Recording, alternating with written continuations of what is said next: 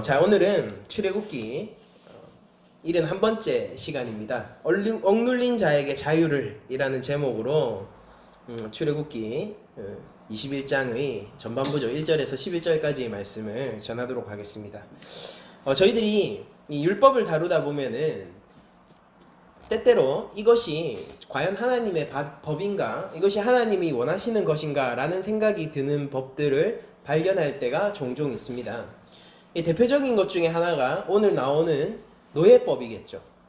그러니까 이것이 종이냐 노예냐 뭐 이런 논쟁은 무의미합니다. 그러니까 그런 것들이 고대 근동 사회에서는 엄격하게 뭐 이렇게 구별되어 있지 않고 사실 그 시대의 노예들은 비참한 처지였죠. 그러니까 신분제가 확실한 곳에서 종이 된다는 것이 무엇인지 저희들은 잘 알고 있지 않습니까? 그러니까 인도의 카스트 제도라든지 아니면은 우리 한국도 역시 예전 노비 제도가 있었기 때문에 그런 노예 제도가 고차가 되면 고차가 될수록 그들이 어떻게 대우를 받게 되고 그들의 형편이 어떻게 점점 더 어려워지는지에 대해서는 저희들이 잘 알고 있고 역사가 또한 그것을 증명하고 있습니다. 근데 재밌는 것은 오늘의 본문이 노예에 관한 법을 하나님께서 율법으로 주시고 계시다는 거예요. 그래서 사람들은 이 율법에 대해서 전 근대적인 법, 그리고 이것이 고대법이며 이것을 오늘날 가져오는 것은 무리가 있다 라고 얘기를 할 때 대표적으로 이 출애굽기 21장의 1절에서 11절 말씀을 종종 들곤 합니다. 그러니까 여러분들도 아마 의구심을 가지고 계실 거예요. 왜냐면은 하나님은 노예 제도를 승인하셨는가? 그러니까 여기는 의심의 여지가 없죠. 왜냐면은 히브리어로는 에베드라는 원어인데요. 종에 대해서 명백하게 종의 법을 율법으로 주셨고, 그리고 또한 바울 역시 이 종에 대해서 마치 긍정하는 듯한 얘기를 하고 있기 때문입니다.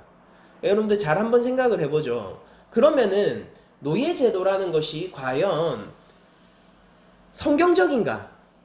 대부분의 목사님 그리고 성경학자들은 그것은 전혀 성경적이지 않다라고 얘기를 하고 있단 말입니다. 그러면은 분명히 성경에는 노예의 제도가 노예법이 있음에도 불구하고 왜 성경은 노예법을 그 제도를 거부하고 있다라고 평가하는가에 대해서 저희들이 알 필요가 있는 것이죠. 그러니까 쉽게 이해하기 힘든 부분인 것입니다. 먼저 저희가 그런 부분들을 설명하기 위해서 오늘 본문에 충실하게 이 본문이 무엇을 얘기하고 있는지를 먼저 짚고 그리고 나서 이런 얘기들을 점차 풀어갔으면 좋겠습니다. 먼저 오늘 법을 보면요. 남종에 관한 법과 그것이 2절에서 6절까지의 말씀이고요. 그리고 여종에 관한 법 7절에서 11절까지의 말씀이 이렇게 두 가지 노예에 관한 법이 제정이 되어 있습니다. 먼저 남종에 관한 법을 보죠. 그러니까 이 법을 세운 이유는 첫 번째 목적은 이겁니다. 이들이 언제 자유자가 될 것인가에 대한 법이에요. 그러니까 노예가 있는데 그 노예가 언제 자유로울 수 있는가에 대한 법이에요. 그러니까 6년을 섬기면은 반드시 7년째에는 자유가 보장되는 것입니다. 그러니까 자기가 속량을 하지 않더라도 돈을 지불하지 않더라도 7년째가 되면은요 갚을 것이 더 이상 없고 그들은 자유자가 될 수 있는 거예요. 자유가 보장되는 기본적인 조건은 이건데요. 만약에 홀로 단신 상태로 왔으면은요 자유를 쟁취하게 되는 7년이 될 때 단신으로 나가면 돼요. 그런데 만약 결혼을 해서 가족이 있는 상태로 종으로 들어왔으면요 나중에 7년째 됐을 때 가족 전체가 해방이 됩니다. 근데 문제가 되는 경우가 있습니다. 그건 뭐냐면은 단신으로 왔다가 결혼을 한 경우예요. 단신으로 왔다가 결혼을 했을 때 이제 자기가 단신으로 왔었기 때문에 나가는 건 역시 단신으로 나가는 것이 원칙이지 않습니까? 그런데 내가 단신으로는 왔지만은 지금 이 종살이를 통해서 가정이 생겼다라는 거예요. 그렇게 되었을 때 이 남자는 가족과 주인을 사랑하기 때문에 평생 동안 종신토록 이 집의 종이 되기로 결정할 수 있는 권한도 있었습니다. 그래서 그것은 이것입니다. 그러니까 이것이 성문문일 수도 있고 그 주인집의 문일 수도 있는데요. 성문문, 가까운 성문의 문이나 아니면은 주인집의 문에 자기 귀를 대고 이 흉터를 남기는 것이죠. 흉터를 남기는 것. 그렇게 하면은 종으로서 표시를 내는 것으로 나는 종신토록 종으로 헌신한 사람이다라는 것을 이렇게 몸에 새기는 것으로 그런 것들이 가능하도록 만들었다라는 것이 하나님의 율법입니다. 여러분들 이것이 먼저 첫 번째 법이 얘기하고 있는 것이고, 두 번째 이제 여종에 관한 법은 첩에 관한 내용이에요. 여러분들 잘 생각하셔야 되는 게 마치 출애굽기 1장에서 11절까지를 보면요, 이 7절의 여종에 관한 내용이 나오면은 그 여종은 남종같이 나오지 못한다라고 되어 있잖아요. 그러니까 여러분들 이런 얘기 들으시면 딱 무엇이 떠오르십니까? 이게 남자는 자유자가 될 수 있는데 여자는 자유자가 될 수 없구나. 그러니까 남녀의 차별이 있을 뿐만 아니라 이것은 노예 제도를 담고 있을 뿐 아니라 하나님이 말씀하셨다라고 얘기를 하고 있으니 하나님은 없거나 하나님은 인권을 전혀 보호하지 않는 하나님이다 라는 결론들이 나올 수 있게 되겠죠. 근데 지금 상황이 달라요. 신명기에 보면은요, 신명기에 보면은 이 출애굽기의 이 노예법이 한 번 더 나오는 장면이 있는데, 신명기 15장 12절을 보면은 이렇게 적혀 있습니다. 내 동족 히브리 남자나 히브리 여자가 내게 팔렸다 하자. 만일 6해 동안 너를 섬겼거든 7째 해 너는 그를 놓아 자유롭게 할 것이요 라고 분명히 적혀 있어요. 그러니까 히브리 남자나 히브리 여자나 모두 다 7년째가 됐을 때 자유를 누릴 권리가 있는 겁니다. 다만 출애굽기에서는 어떤 대표의 원리를 따라서 남성을 정해놓고, 그리고 제가 율법은 제가 늘 말씀드리지만 패러다임적인 법이기 때문에 이것이 단순히 남성에게만 국한되는 법이 아니라 여성에게도, 당연히 여성 종에게도, 종이라는 카테고리는 있겠죠. 여성의 노예에게도 당연히 적용되는 법이라는 것을 패러다임적인 성격을 통해서 저희들이 알 수 있는 거예요. 그러면은 왜 출애굽기 21장 7절에는 또 다른 여종의 얘기가 나오냐면요, 이거는 일반적으로 노동력을 제공하기 위해서 종으로 들어간 경우가 아니라는 것입니다. 앞서서 말했던 것은요, 정말로 내가 노동력을 제공하고 그것을 통하여서 섬기는, 노동을 제공하는 노예에 대한 내용이고, 밑에 내용은 사람이 자기 딸을 첩으로서 주인에게 파는 내용을 지금 다루고 있는 것이에요. 그런 것들이 여러분들 쭉 읽어보면은 몇 면이 나와 있죠. 사람이 자기 딸을 여종으로 팔았으면 그는 남종같이 나올 수 없는 것입니다. 그리고 상전이 그를 기뻐하지 아니하며 상관하지 아니한다는 것은 이 성적인 잠자리를 갖지 않는다라는 거예요. 그러면은 그녀는 자유가 될 수 있어요. 자, 그리고 그럴 경우에는 상전이 그 여자를 외국인에게 팔 수 없습니다. 왜? 속였으니까 라고 성경은 얘기하고 있거든요. 첩으로 팔렸지만은 부부로서의 성적인 관계를 만약 남성이 거부하면은 속량할 수 있는 거예요. 첫 번째, 법의 내용을 우리가 먼저 짚고 보는 것이 좋습니다. 두 번째, 그 여인을 아들에게 첩으로도 줄 수 있어요. 아들에게 첩으로도 줄 수 있는데, 이때는 그 여인을 마치 자신의 첩처럼 성적 봉사를 위해서 동원할 수 없어요. 그게 뭐냐면은 딸처럼 여겨라 라고 하는 것입니다. 그러니까 가족이죠. 그 여인은 자신에게 성적인 봉사를 위해서, 이런 경우에는 노동력의 제공이 아니라 자녀의 생산을 위해서 들여온 종인 거죠. 이제 그걸 위해서 들여왔지만은 아들에게 줄 경우 그는 더 이상 그런 권리를 주인은 상실합니다. 잠자리를 같이 할 권리를 상실해요. 그냥 딸처럼 대해야 돼요. 이건 많은 의미가 담겨 있는데 정말 가족처럼 그의 모든 신변을 책임지고 보호해야 한다는 뜻도 함께 담겨 있습니다. 그리고 세 번째, 만일 이 아들도 다른 여인한테 마음을 뺏겨서 이 여종을 버리는 상황이 나오더라도 주인은 그녀가 집안의 식구로서 누려야 할 그 어떤 권리도 끊을 수 없습니다. 모든 권리를 보장해줘야 돼요. 만일 주인이 이 조건을 충족할 수 없잖아요. 그러면 그 여인은 자유자가 됩니다. 여러분들, 이 법은요, 첩으로 팔린 여인의 권리를 보장하는 법이에요. 그리고 그 권리는 본처의 권리에 근접하고 있죠. 사실 아내로서 누려야 할 모든 권리를 기본적으로 다 가지고 있는 것입니다. 만약 그녀가 첩으로 팔렸지만은 아내로서의 권리를 누리지 못하는 상황이 오면은요, 그 여인은 자유예요. 율법이 얘기하는 바입니다. 그러니까 율법은 약자들의 편에 서서 그들의 권리를 보장하고 그들이 하나님의 형상으로 살 수 있는 그 기반을 마련하는 법으로서 제정이 되어 있는 겁니다.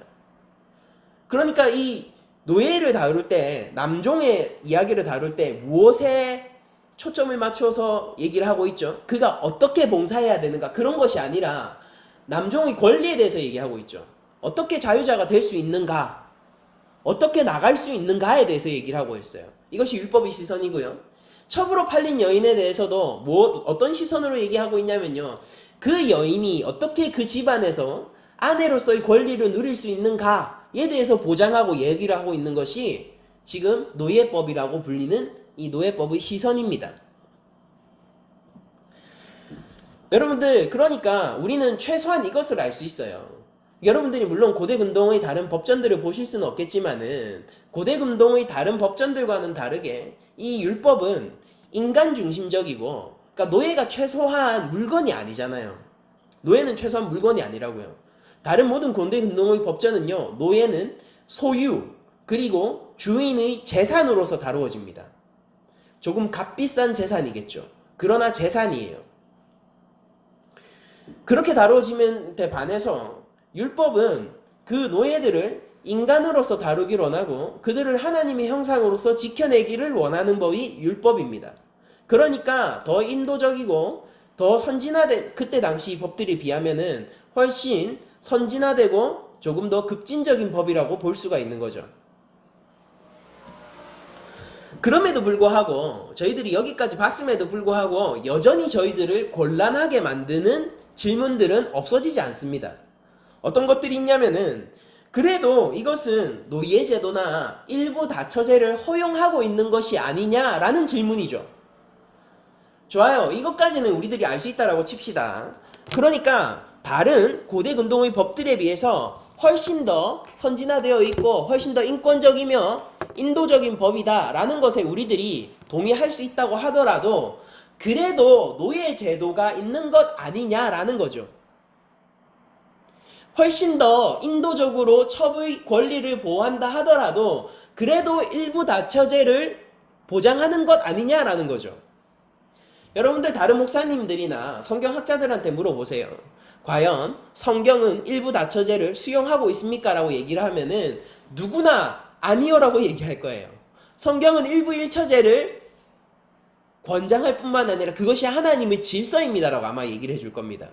근데 왜 그렇게 얘기하는 반면 이 더 인도적이다, 그것은 이해할지언정 왜 이 노예제도와 일부 다처제가 허용되어 있냐라는 질문인 거죠. 이 질문을 피할 수 없어요. 이것을 어영부영 그러니까 더 좋았잖아요 정도로 넘길 수가 없다라는 거죠.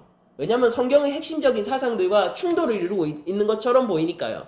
우리가 진짜 곤란한 것은 그 질문이고 우리가 거기에 해결을 하고 넘어가야지 하나님의 법이 오늘날에도 어떻게 우리를 이끌고 가는지를 알 수 있게 된단 말입니다. 그러니까 할 게 많아요. 여러분들 잘 한번 들어봐 주시기 바랍니다. 여러분들 율법은 기본적으로 주인의 권리를 보장하는 것이 아니라 종의 권리를 보장하는데 초점을 맞추고 있죠. 그래서 그 종의 권리를 지키고 그들을 부당하게 압제하는 그 모든 것들을 거부하는 것이 율법입니다. 그렇기 때문에 다른 고대 근동의 율법들에 비해서 우월하다라고 얘기하잖아요. 그런데 모든 부분이 그렇진 않아요.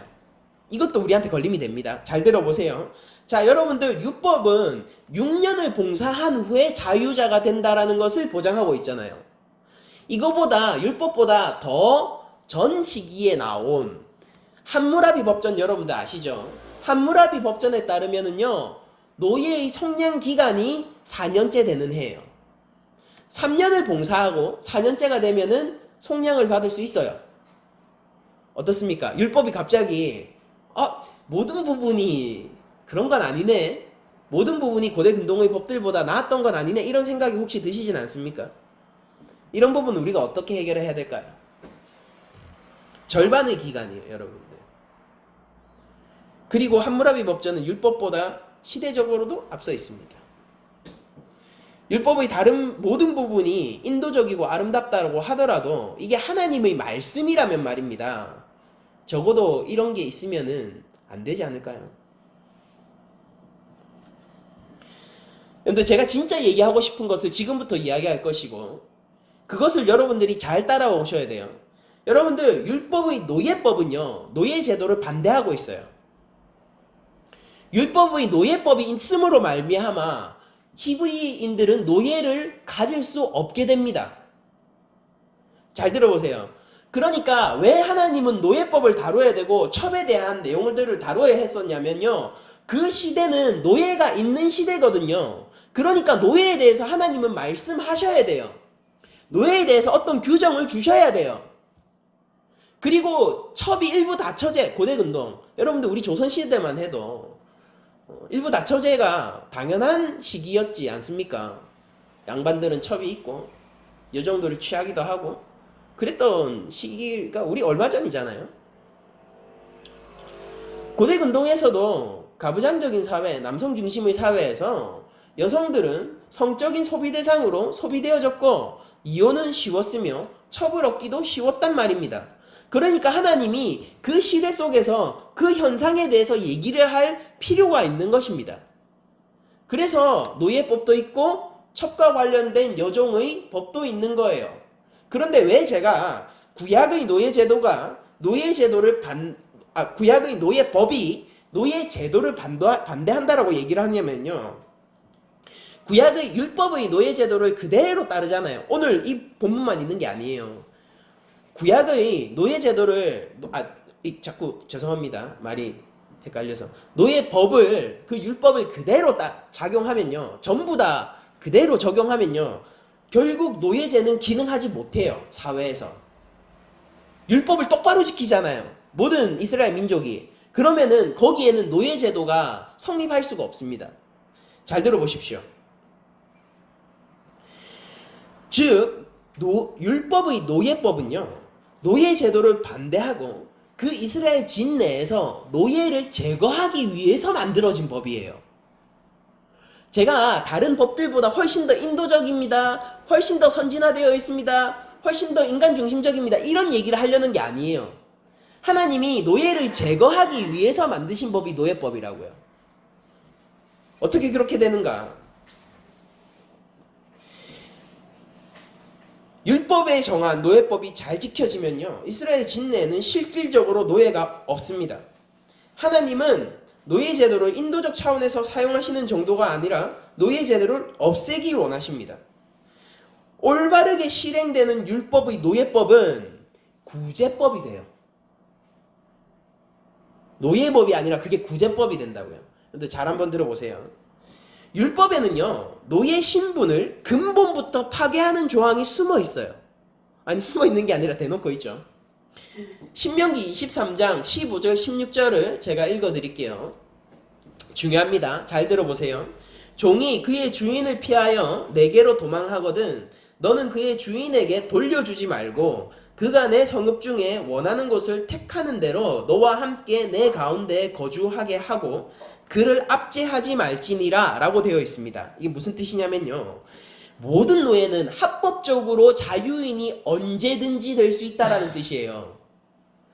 7년 안 기다려도 돼요. 6년 동안 보수하고 내가 7년째를 안 기다려도 된다고요. 언제든지 주인집을 떠나잖아요. 이 다른 성읍에 간다는 게 주인집을 떠나는 겁니다. 떠나면은 자유인이에요. 더 재밌는 건 뭐냐면 이게 합법적이라는 것입니다. 다른 모든 고대 근동의 율법 법전들은요, 무엇을 보장하고 있냐면요, 노예를 숨겨주지 말 것을 권장하고 있고 숨겨주는 자를 처벌하는 조항들을 가지고 있어요. 그리고 그것은 도둑질과 함께 다루어집니다. 왜 그런지 아세요? 노예는 소유니까요. 주인의 소유니까. 그걸 왜 숨기냐는 거예요. 주인한테 돌려줘야지. 이게 공정한 거 아니냐라는 것입니다. 노예에 대한 인식이 무엇입니까? 재산, 물건, 노동력. 하나님은 근데 사람을 노예를 뭘로 보십니까? 나의 형상. 이 노예는 언제든지 자유인이 될 수 있어요. 더 재밌는 건 뭐냐면요. 만약에 노예가 도망해서 다른 성읍으로 가지 않습니까? 그러면은 누가 됐든지 간에 그 노예가 좀 도와주세요 한 사람이 있을 거 아니에요. 그러면은 그 사람은 그 노예를 지켜주고 도와주고 그 성읍에서 정착하도록 인도해주지 않으면은 법을 어긴 게 돼요. 지금 이게 신명기 23장의 말씀이 그겁니다. 제가 다시 한번 읽어드릴게요. 종이 그의 주인을 피하여 너에게로 도망하거든 너는 그의 주인에게로 돌려주지 말고, 돌려주면 법 어기는 거예요. 이게 의무예요, 의무. 잘 살고 있는데 노예가 도망쳐 왔어요. 그러면 나한테 법적인 의무가 생기는 거라고요. 주인한테 안 줘야 되는 의무가 생기는 거라고요. 그리고 또 뭐를 해야 되냐면은 그 성읍 중에서 원하는 곳을 택하는 대로 너와 함께 내 가운데 거주하게 하고, 나는 잘 살고 있는데 누가 와서 도움을 청했어요. 그러면 그 사람이 그 성읍에서 정착할 수 있도록 땅을 봐주고 정착할 수 있도록 우리 가운데서 살게 해줘야 하는 법적인 의무가 생겨요. 그리고 그를 압제하지 말라라고 얘기합니다. 이 이후에도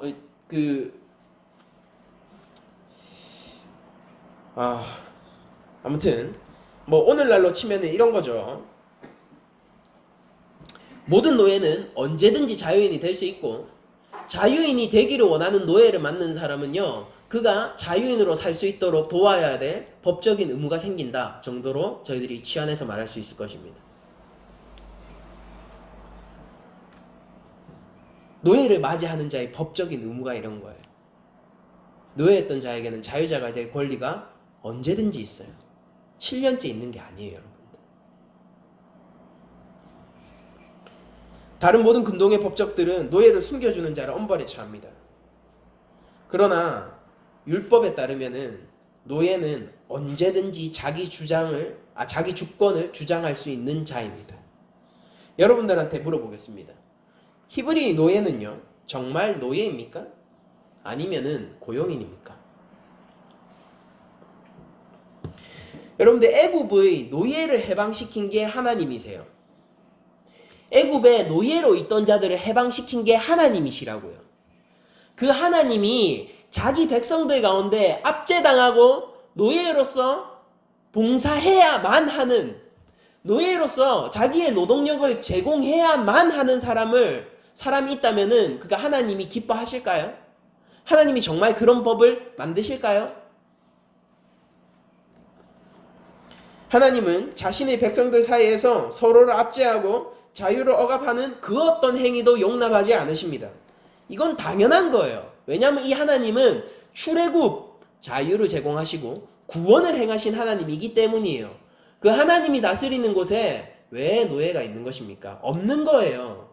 노예 제도는요, 노예법은요, 노예 제도를 반박하기 위해 이스라엘 경내에 그 누구도 노예가 생기지 않도록 만들기 위해서 만든 게 노예법이에요. 너희들이, 그러니까 이스라엘이 어린 것이죠. 이스라엘이 어려서 노예를 삼으려는 마음을 가지게 된다고요. 자신들 모두 노예였음에도 불구하고 그 안에서도 계층을 나누고 계급을 나누어서 노예를 삼기를 원하는 그런 시도들이 생기게 된다고요. 누군가는 부유해질 거예요. 누군가는 가난해질 거예요. 그렇게 됐을 때 그를 억압하고 다른 외적인 사회적인 요인으로 억누르려는 시도들이 있을 거라는 걸 하나님은 알고 있었어요.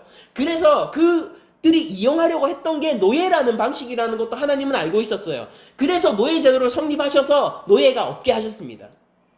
모든 노예들은 자유인이에요, 여러분들. 모든 노예인들은 자유인이에요, 히브리. 이 모든 노예들은 내일이라도 당장 그냥 딴 데 가면은 주인집 나오잖아요. 그럼 저 자유인이에요. 저는 이것을 고용인이라고 저는 부르고 싶어요. 여러분들 왜 노예가 생겨나는지 한번 생각을 해보자고요. 현대 사회와는 달라요. 고대 근동이죠. 여러분들 우리가 자연을 아름답다라고 느낀 게 얼마나 됐을까요? 우리 인류 역사상 자연은 기본적으로 투쟁의 대상이었죠. 두려운 것이에요. 우리가 만질 수 없고 컨트롤할 수 없는 것이에요. 가뭄이 오고 기근이 오면요, 사람들은 죽을 수밖에 없는 것입니다. 산으로 들어가면 들짐승이 있어요. 그리고 그 들짐승은 내가 이길 수 없는 존재예요. 인간들이 왜 모여 살게 되었습니까? 왜 모여 살아야 하죠? 왜 도시를 짓고 성을 건축해야 되고 자연적인 요소를 최대한 뭐라고 해야 됩니까? 조절할 수 있는 뭐 수로나 아니면 다른 장치들을 왜 만들었어야 합니까? 왜 다양한 품종들을 들여와서 길러야 했죠? 자연은 인간에게 언제나 위협을 주는 대상이었죠. 경외의 대상이기도 했어요. 그러니까 자연을 섬기는 거죠. 우리가 언제부터 자연을 아름답다라고 느낄 수 있게 됐죠? 여러분들 레위기 25장 39절 이하를 제가 읽어드릴게요. 여러분들 한번 들어보세요. 너와 함께 있는 네 형제가 가난하게 되어 내게 몸이 팔리거든. 가난하게 되어 몸이 팔리거든. 노예가 생기는 배경입니다, 이게. 즉 가난으로 인해서 자신 혹은 자기 가족의 기본적인 생계를 꾸리기 힘들 때 노예법은 그때 작동하게 돼요. 자기 자신을 팔 수 있어요. 여러분들 이것은 권리죠. 이건 구제법이에요, 여러분들. 가난하게 되어서 내가 지금 굶어 죽게 되었을 때 우리 동네의 부자 사람한테 가서, 그래서 노예법은요, 이것이 율법이 제대로 기능했다면은 시골 지역에는 발생할 수 없어요, 노예가. 대도시 정도에서 발생했을 거예요. 그리고 노예를 부릴 수 있는 사람은 굉장히 부자였을 겁니다. 그 부자한테 자기 몸을 의탁하는 것입니다. 가난해졌을 때. 근데 하나님은 또 계속해서 이렇게 말씀하세요. 가난하게 되어 내게 몸이 팔리거든 너는 그를 종으로 부리지 말고. 여러분들 잘 들어보세요. 이게 몸을 팔았다라는 게 뭐냐면은요, 여러분들 오늘 법에도 나오는, 오늘 본문에도 나오는 거죠. 종으로 자기를 파는 거예요. 이거는 판다, 어떤 사람을 판다라는 것은 노예에 대해서 얘기할 때 구약 성경이 즐겨 사용하는 단어입니다. 팔았어요. 종이에요. 이건 노예예요. 그런데 하나님 뭐라고 얘기하느냐면 그를 종으로 부리지 말고라고 얘기하고 있다고요. 그를 종으로 부리지 말고 품꾼이나 동거인과 같이 함께 있게 하여 희년까지 너를 섬기게 하라. 희년 7년째 되는 날이죠. 6년 동안 섬기게 하라. 이 누구에 대해서 얘기하는 겁니까? 종에 대해서 얘기해요. 근데 하나님이 뭐라고 얘기하냐면요, 종으로서 부리지 말래요. 그를 손님처럼 맞으라는 것입니다. 그를 동거인처럼 맞으라는 거예요. 실제 그는 동거인과 함께 지내게 하라는 것입니다. 품꾼처럼 함께 지내게 하라는 거예요. 여러분들 이거 고용인이에요, 노예예요? 더군다나 힘들 때, 우리 진짜 힘들 때 취업하기 얼마나 힘들어요. 근데 이스라엘 백성들은요, 힘들 때 취업이 가능했다고요. 그게 권리였다고요. 무엇이 더 하나님의 사랑의 법입니까?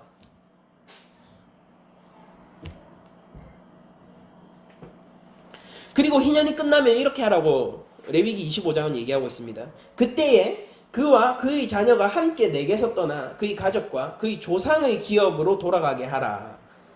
그들은 내가 애굽 땅에서 인도하여 낸 내 종들이니 종으로 팔지 말 것이라. 소유권 있어요, 여러분들. 내 종인데 이거를 내가 다른 사람한테 팔 수 없어요. 무슨 얘기냐면은 주인이 끝까지 그를 보장하고 그가 자유자가 될 때까지 끝까지 주인이 다른 데 팔면 안 되고 보장해 줘야 된다라는 겁니다. 그래서 그가 힘든 시기가 지나가고 6년 정도면은 자립할 정도의 시기가 되지 않을까요? 6년 정도의 시기가 지나고 그가 홀로 서서 가족들과 함께 자립하고 할 수 있을 때 하나님이 그한테 준 그 기업으로 돌아가게 하라라는 겁니다. 무슨 말인지 아시겠어요? 제가 다시 한번 물어볼게요. 이거 노예입니까? 고용인입니까? 너는 그를 엄하게 부르지 말고 네 하나님을 경외하라. 그의 자유를 억압하지 않고 그의 신분을 보장해주고 그가 힘든 기간을 버텨낼 수 있게 도와줘라. 그게 하나님을 경외하는 자이다. 왜? 나는 애굽에서 너희를 인도하여 내고 구원해낸 여호와 하나님이니까. 내가 너희를 구원해냈다. 하나님이 얘기하시잖아요. 내가 애굽 땅에서 인도하여 낸 내 종들이니 내 거야. 보장해. 내 거야. 그 삶을 보장해. 그 가족을 보장해. 그가 하나님의 형상으로서 최소한의 자기 주권을 가지고 그가 살아낼 수 있도록 너는 그래야 할 책임이 있어. 너도 내 거니까. 내가 내 것을 통하여서 내 것을 살리기로 원해. 너 내 거지. 네가 나를 경외하는 자냐? 다른 내게 있는데, 내 종이 있는데 그게 지금 힘들다거든. 6년 동안 너를 섬기게 해. 이게 노예예요, 여러분들. 히브리 사회의 노예.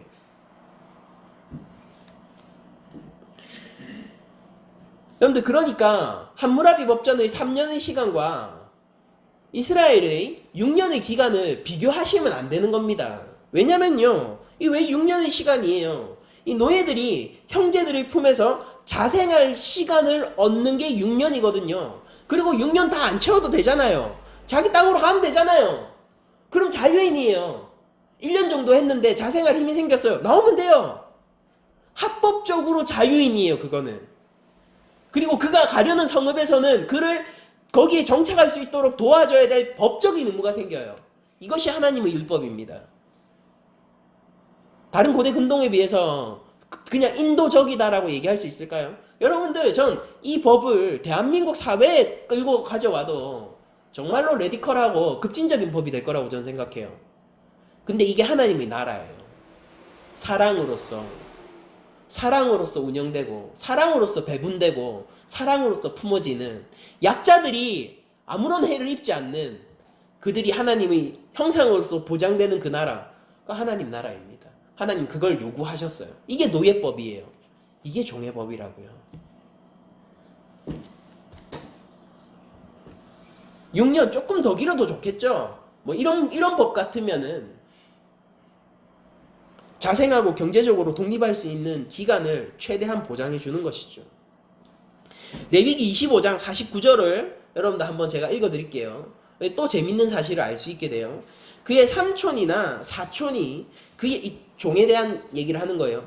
그의 삼촌이나 사촌, 즉 피부치가 그의 몸값을 치르거나 그의 가족 중 가까운 친족이 그의 몸값을 치를 수 있다. 바른 성경역입니다.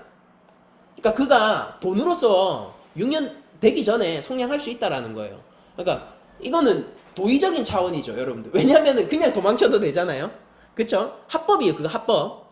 근데 도의적인 차원에서 내가 6년 봉사하기로 하고 뭐 나가려고 하면은 나머지 뭐 2년 남았다 이러면 2년에 대한 값을 치르고 나가는 게 도의적인 책임 아닙니까? 그러니까 그렇게 값을 치르면은 당연히 속량될 수 있어요. 그냥 나가도 속량인데. 맞잖아요. 근데 그 가까운 친척이 그 값을 치르면은 그는 속량될 수 있는데, 또 재밌는 건 뭐냐면은 이거예요. 혹시 그가 부유하게 되면 스스로 몸값을 치를 수 있다라고 얘기를 해요. 근데 노예에 대해서 얘기하는 거예요. 놀라지 마세요. 이게 무슨 얘기입니까? 노예는 사유재산이 있어요. 지금 히브리 노예는 사유재산이 있다고요. 스스로 몸값을 치를 수 있어요. 여러분들 잘 생각해 보십시오. 종은 기본적으로 자기의 노동력을 대가 없이 주인에게 계속 착취당하는 존재죠. 우리가 알고 있는 노예는 그거잖아요. 히브리 노예는 어떤 겁니까? 이래서 노예 제도가 필요했던 거예요. 그건 히브리 노예가 아니거든요. 히브리 노예는 뭐냐면 주인한테 품값을 받아야 돼요. 그리고 자기가 남는 시간에 경제활동 할 수 있습니까? 할 수 있죠. 사유재산 가질 수 있어요? 가질 수 있어요. 내가 그러니까 사유재산이 생겨서 스스로 속량할 수 있습니까? 속량할 수 있어요. 종입니까? 고용인입니까? 여러분들, 저는 정말로 이 질문을 해보고 싶어요. 이스라엘 경내에 말입니다. 정말 율법이 똑바로 지켜진다라면은 이스라엘에 노예가 존재할 수 있습니까? 에베드 노예라 불릴지언정 그 사람은 노예 아니잖아요. 어떤 면에서는 오늘날 우리보다 더 나은 면들이 존재하지 않습니까? 이걸 좀 보면 볼수록 전 이게 고용주와 고용인만 보이지 이 주인과 노예가 잘 보이지가 않게 되거든요, 저에게는. 주인은 말입니다, 노예의 모든 생활을 책임질 능력이 있는 부유한 자가 아니면 안 돼요. 어중간한 사람이죠. 노예를 부리기 힘들죠. 왜냐면 기근을 문제로 자신의 몸을 의탁하려는 사람이 호롤단신으로 온 사람이 많겠습니까? 가족으로 온 사람이 많겠습니까? 단신으로 노예가 된 사람은 거의 희박할 거예요. 거의 가족 단위로 노예가 될 것입니다. 근데 노예가 되는 게 뭐냐면 일종의 구제책이잖아요. 그 사람을 그 가족으로 온전히 다 자기가 책임져 줘야 되는 게 주인의 의무 아닙니까? 보통 부로 되겠어요? 부유한 자가 아니면 안 돼요. 어중간하면 안 됩니다. 그리고 그렇게 나에게 찾아온 노예는요, 언제든지 합법적으로 자유인이 될 수 있어요. 언제든지 내일이라도, 오늘 왔다가 내일이라도 합법적으로 자유인이 될 수 있어요. 그리고 노예가 자유인이 되기로 자기가 마음을 먹고 나가잖아요. 그럼 그 노예를 다시 찾아올 수도 없어요. 찾아오면은 불법이죠. 찾아오면 불법이에요. 분명히 받지 않습니까? 다른 성읍으로 가면 됩니다. 노예는 다른 성읍으로 갔을 때 그가 도움을 청한 자는 주인한테 주면 안 되잖아요. 무슨 얘기냐면은 주인이 찾으면 불법이란 소리예요. 거기다가 그 노예는 온전히 자기의 소유라고 하기엔 못한 게, 노예가 자기 개인 소유를 가지고 경제적 활동도 가능합니다. 노예가 벌어들인 돈은 노예 돈이에요. 내 돈이 아닙니다. 맞죠? 여러분들이 이 시대를, 만약 그 시대를 살아갔다면은 이 사람들이 정말 종이라고 불릴 수 있을까요? 오히려 노예법은 일종의 사회보장제도가 아닐까요? 기근에 의해서 경제적으로 힘든 자는 경제적으로 풍성한 자에게 자신을 의탁할 수 있습니다. 그리고 6년의 시간 동안 자립의 기반을 마련할 수 있어요. 그것이 가족 단위일지라 하더라도 말입니다. 그러나 하나님은 주인에게 그것을 감당하라고 말씀하시고 계신 거예요. 하나님 나라의 기본적인 원리가 뭡니까? 섬김이에요. 섬김. 희생은 매우 큰 가치를 가지고 있습니다. 섬김이에요. 하나님 나라의 원리는. 그래서 우리 예수님도 섬김의 왕 아닙니까? 내가 너희에게 섬김을 받으러 온 게 아니라 섬기려 왔다라는 그 섬김의 왕이 예수님 아니겠어요? 하나님의 나라가 어떤 원리로 이루어지겠습니까? 섬김의 원리. 돈이 많아요. 부유해요. 힘든 사람이 있죠? 그 사람을 섬겨야 돼요. 그게 우리 집에 온 노예입니다.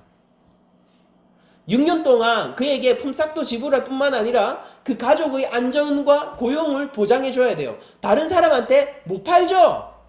왜? 이 사람 내 거예요? 하나님 거잖아요. 그리고 나도 하나님 거잖아요.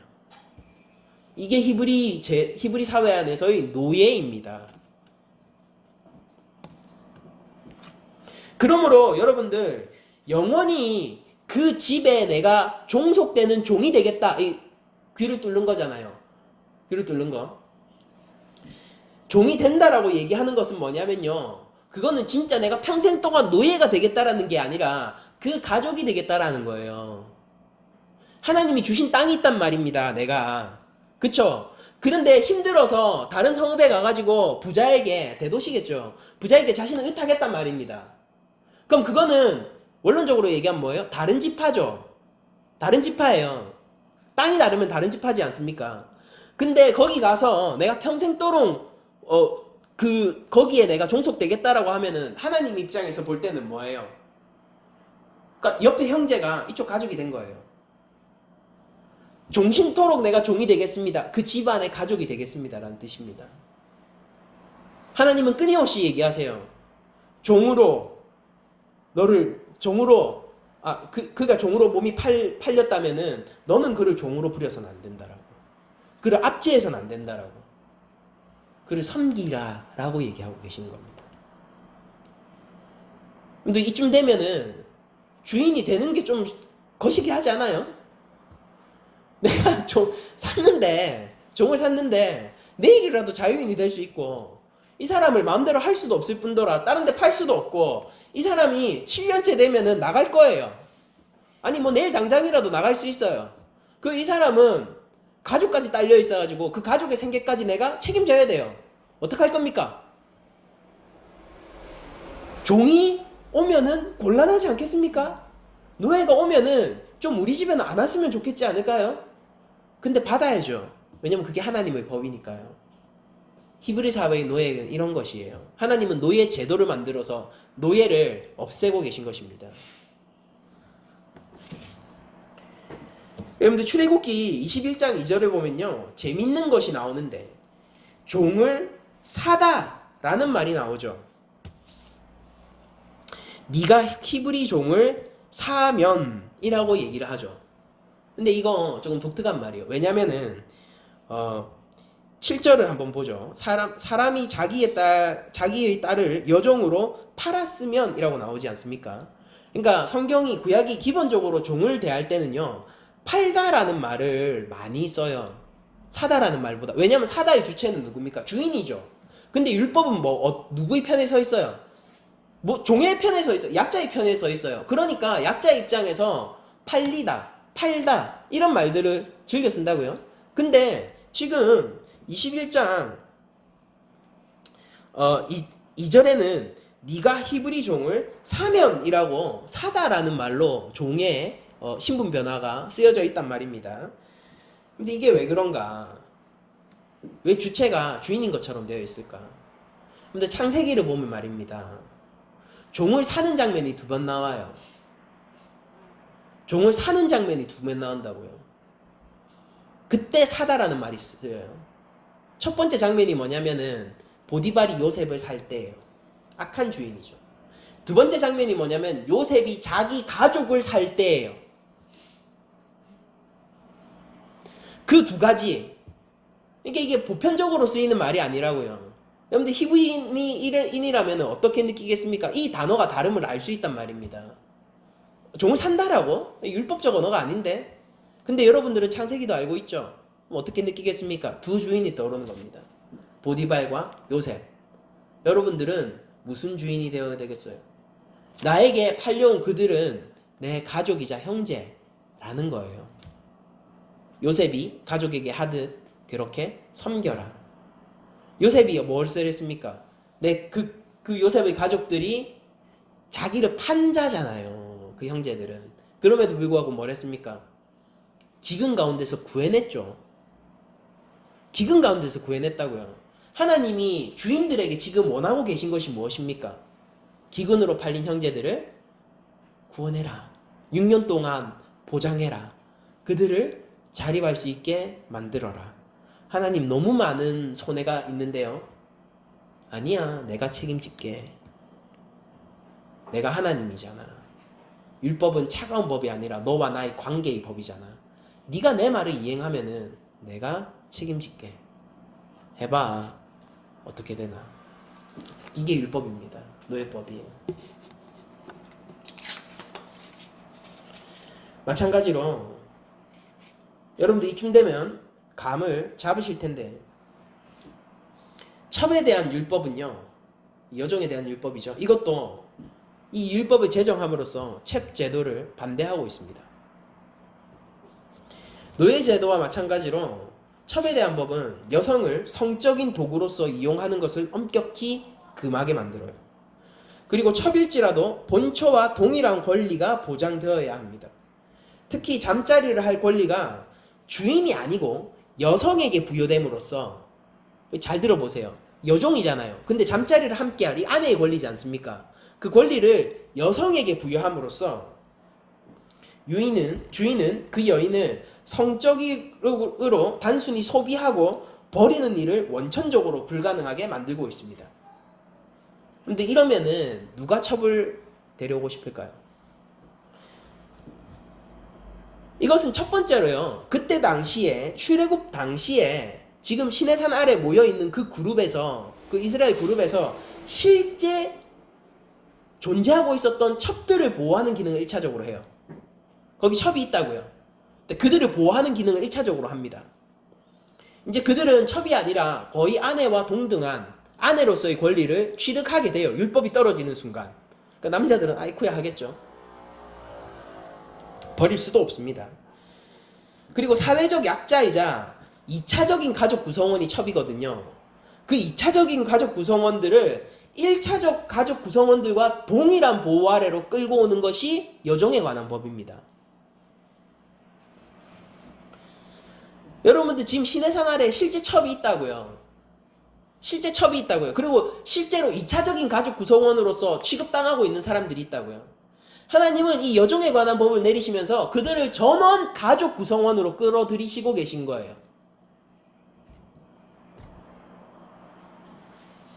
근데 진짜 첩이 있으면 거기는 첩에 대한 법이 다루어져야죠. 하나님은 다루셨습니다. 그리고 율법은 그녀들의 편에 서 있고 주인의 권리가 아니라 그녀들의 권리를 보장해주고 있습니다. 그리고 이것은 두 번째로 이스라엘 내에서 첩을 두는 문화를 없애게 만들어요. 즉 일부 일처제를 지향하는 방향으로 설계되어 있습니다. 본처가 있고 첩의 개념이 있으면요, 일부 다처제는 손쉽게 성립해버리죠. 그런데 첩에 대한 비용이 상대적으로 적게 드는 게 아니라 첩이 아내와 동등한 권리를 가질 뿐만 아니라 그의 한 번 첩을 들이면은 그를 버릴 수도 없다면은, 버리는 게 뭐예요? 그녀에 대한 모든 생계를 완전히 지원해 줄 수밖에 없다면은 점차적으로 첩을 둘 수 있는 사람은 지극히 제한되게 되겠죠. 일부 일처제로 나갈 수밖에 없게 첩 제도는 만들어져 있는 거예요. 첩은 이스라엘 경내에서는 아내와 동등한 권리가 부여됩니다. 비용적으로, 감정적으로, 육체적으로 주인에게 많은 소모를 요구해요. 그리고 권리가 주인한테 있는 게 아니라 첩한테 있다니까요. 힘들죠. 마태복음 19장에서 예수님이 이렇게 얘기를 합니다. 내가 너희에게 말하오더니 누구든지 음행한 이유 외에 아내를 버리고 다른 데 장가드는 자는 간음함이니라. 제자들이 이르되 만일 사람이 아내에게 이같이 할진대 장가들지 않는 것이 좋겠나이다. 이 유대인들의 생각이 어떤 건지를 보여주는 거 아닙니까? 음행한 이유 외에는 이혼이 안 된다라고 얘기하니까 사람들이 차라리 장가 안 가는 게 낫겠네요 라고 반응하고 있다고요. 결혼의 본래 취지인 하나됨이 사라지고 결혼 제도가 얼마나 소비적으로 변모했는지를 저희들이 알 수 있는 구절이잖아요. 그러니까 한 아내에게 평생 헌신하는 일을 할 바에는 장가를 안 가겠습니다라고 얘기하고 있지 않습니까? 그러면은 한번 상상해 보세요. 여종인 첩에게도 아내와 동등한 권리가 부여되고 그가 평생 그녀를 들인 이상 끝까지 헌신하면서 책임져야 한다면은 첩이 현실적으로 드려지겠느냐라는 것입니다. 극소수로 제한되겠죠. 율법은 노예법을 통해서 노예 제도를 반대하고 있고, 율법은 첩과 관련된 여종에 관한 법을 통해서 첩 제도를 반대하고 있습니다. 성경은 그래서 노예 제도를 싫어해요. 그리고 일부 일처제를 지향하는 것입니다. 모순이 아니에요. 그 시대 속에서 바라보면 이런 것들이 나오는 것이죠. 여러분들 오늘 설교의 결론은 이것으로 맺고 싶어요. 율법은 억압받는 자들의 권리를 보호하고 하나님의 형상으로 살 수 있는 기본적인 권리들을 증진시켜줍니다. 근데 저는 율법을 계속 살펴보면서 이런 것들이 여러분들 마음속에 박혔으면 좋겠습니다. 하나님은 도대체 무슨 마음으로 이 법을 주셨을까? 무슨 생각과 무슨 마음으로 이 법을 주셨을까? 우리가 하나님의 지혜와 그 마음을 알 때야 진짜 율법이 의미하는 것이 무엇인지를 알게 돼요. 여러분들, 하나님이 노예 제도를 사랑하십니까? 지극히 미워하세요. 하나님이 그 한 여인을 바라보는, 그리고 한 남편을 바라보는 그 지고한 마음을 싫어하십니까? 그냥 중요한 정도로만 여기시는 거예요? 아니에요. 그게 가정이라는 것입니다. 율법은 그것을 수호하고 있다고요. 그 시대 속에서, 고대 근동 속에서요. 그런데 우리가 하나님의 형상, 모든 인간은 하나님의 형상이라고 얘기할 때 우리들은 그것을 이야기하고 말지만은요, 하나님은 정말로 그들을 하나님의 형상으로 만드신 분이라고요. 자기의 형상이 모독당하고 있는 것을 하나님이 보시면은 어떻게 마음이 아프실지 여러분도 한번 상상해 보시기 바랍니다. 내가 창조한 나의 형상이 있는데 첩으로서 1차 가족 구성원이 아니라 2차 가족 구성원으로서 늘 핍박받고 압제받고 마음이 아파서 울고 있을 때 하나님은 어떻게 반응하시겠냐고요. 아브라함이 자기의 첩을 어떻게 버렸습니까? 사라가 쫓아냈죠. 갑자기 기억이 안 나는데 좀 도와주시겠어요? 누구죠? 하갈? 예. 하갈을 쫓아낼 때 어떻게 쫓아냈냐고요? 아브라함이 잘한 겁니까? 우리 믿음의 조상식이나 되는 아브라함이 무슨 짓거리를 한 거냐고요? 그러니까 하갈 앞에서 하나님이 축복해 주시잖아요. 우물가에 곁에 서서 슬퍼할 때 하나님이 축복해 주시잖아요. 그 경내에 있었던 수많은 첩들이 이 법을 통해서 가족의 1차 구성원이 된다고요. 그리고 그들은 노예로서 압제받던 자들이잖아요. 노예로서 자신의 주권을 한 번도 가져본 적이 없는 자들이잖아요. 노예 제도를 통해서 하나님은 그들이 두 번 다시 노예가 되지 않게 하셨어요. 이게 하나님의 마음이라고요. 하나님이 자기 형상을 만들고 그것이 모욕당하는 장면을 볼 때 어떤 마음을 느끼실지, 그 슬픔이 어떨지, 그 수치심이 무엇일지, 그렇게 할 수 있는 인간의 경멸이 얼마나 대단한 죄악인지 여러분들 다시 한번 우리가 되새겨야 하는 것입니다. 노예법을 통해서 여러분들, 저는 오히려 이 노예법이지 않습니까? 노예법을 통해서 인간의 향하신 하나님의 숭고한 마음을 저는 오히려 더 많이 발견하게 됩니다. 그러므로 우리가 서로 사랑하되 하나님의 형상으로 서로 사랑하며 섬겨야 하는 것입니다. 교회에서 할 거요? 너무 간단하잖아요. 하나님의 말씀 여러분들 이쯤 되면 순종하고 싶지 않으세요? 노예법이 오늘날 필요 없는 법이라고요? 저는 그렇게 생각하지 않아요. 노예법을 통해서 저는 사람을 사랑하는 법을 더욱더 배울 수 있을 거라고 믿습니다. 노예법은 정근대적인 법이라고요? 저는 그렇게 생각하지 않아요. 하나님이 어떻게 노예를 미워하시고 노예 제도를 미워하시고 이스라엘 경내에서 노예들을 사라지게 만드셨는지, 그렇게 노예에 있던 자들을 구원한 그들이 두 번 다시 노예로 돌아가지 않도록 하나님이 어떤 조치를 취하셨는지를 제가 바라보면요, 인간을 향하신 하나님의 사랑을 저는 다시 한번 느낄 수 있습니다. 우리가 할 일이 무엇입니까? 우리 교회가 할 일이 무엇입니까? 억압받는 자들을 위해서 기도하고 우리 또한 하나님이 그러하시듯 그들의 편에 서는 것이 교회의 올바른 책무가 아닐까 저는 생각합니다. 근데 한 주간 살아가실 때 이렇게 기도하면서 이렇게 한 주간을 살아보시길 바랍니다. 하나님, 내가 서로 사랑하고 섬기는 자가 되게 해주세요 라고 기도하고 그렇게 살아보시면은 노예가 없는 그 세상을 우리가 속한 공동체에서 만들 수 있을 거라고 생각해요. 저는 대한민국 사회가, 아니 인류 역사 가운데서 계급제도가 없었던 적이 한 번도 없다라고 믿거든요. 대한민국 계급제도가 없을까요? 저는 그렇게 생각하지 않아요. 분명히 잘난 사람이 있고 못난 사람이 있습니다. 율법이 이스라엘 역사 가운데서 정상적으로 작동했을까요? 저는 그렇게 생각하지 않아요. 하나님은 노예를 금지하셨지만은 그들은 노예처럼 사람을 부리는 일들이 있었을 거라고 저는 믿습니다. 그럼에도 불구하고 그 노예가 없어야 한다라는 하나님의 노예법은 이스라엘 경내를 바치고 그들의 사회를 유지하는 굉장히 중요한 사상인 거예요. 여전히 계급사회인 대한민국이지만 모든 국민이 똑같은 동일한 주권을 가지고 있다라는 그 헌법 사상이 우리 사회를 보장해주고 받쳐주고 있는 것처럼 말입니다. 제일 좋은 게 뭘까요? 현실은 어쩔 수 없어. 아니요. 헌법은 지켜지는 게 좋고 하나님의 법은 순종되는 게 좋습니다. 우리 교회 내에서 서로를 향한 시기와 질투를 거두고 다른 사람보다 우월감을 쟁취해서 저 사람을 노예로 이 계급 만드는 거잖아요. 그런 일 너무 많잖아요. 그런 일 너무 많잖아요. 하나님이 얼마나 마음 아파하실까 여러분들 아셔야 돼요. 나는 기도를 이렇게 하네. 너는 못하지. 난 성경 이렇게 안 해. 너는 모르지. 나는 이런 리더네. 너는 아니지. 나는 이렇게 많이 총망을 받고 있는데 너는 혼란만 주고 있지. 그러니까 계급을 만들 때 하나님이 얼마나 아파하실까요? 그때 노예제도를 생각하세요. 그리고 그 노예제도를 깨부시는 하나님의 노예법을 떠올리시길 바랍니다. 우리가 서로 섬기고 사랑하며 하나님의 나라를 일궈내는 한 주간이 되기를 축원하며 모든 말씀을 마치도록 하겠습니다.